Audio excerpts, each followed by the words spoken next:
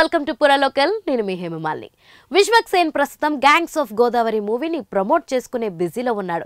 వచ్చే వారమే ఈ చిత్రం ప్రేక్షకుల ముందుకి రాబోతుంది. మార్చ్ 31న ఈ మూవీ థియేటర్లోకి రాబోతుంది. ఈ క్రమంలో విశ్వక్ ప్రమోషన్స్ లో ఫుల్ బిజీగా ఉంటున్నాడు. ఇక విశ్వక్ యంగ్ టైగర్ కి వీరాభిమాని అన్న సంగతి చెప్పాల్సిన పని లేదు. రీసెంట్ గా సుమాతో జరిగిన ఓ ఇంటర్వ్యూలో విశ్వక్ సేన్ చెప్పిన సమాధానం విని సుమా షాక్ అయినట్లుగా కనిపిస్తుంది.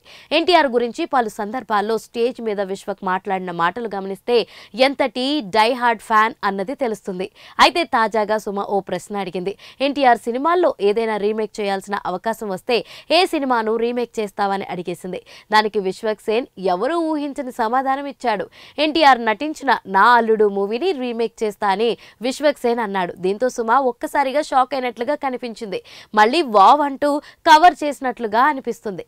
నా అల్లుడు సినిమాలో కొన్ని మార్పులు చేర్పులు చేసి రీమేక్ చేస్తానంటూ విశ్వక్ సేన్ చెప్పిన మాటలు ఇప్పుడు వైరల్ అవుతున్నాయి. మరి రమ్యకృష్ణ పాత్రకు ఎవరిని తీసుకుంటావు, జెనీలియా, శ్రేయ పాత్రలను ఎవరితో వేస్తావు అంటూ ఇలా నెటిజన్లు పలు రకాలుగా ప్రశ్నిస్తున్నారు.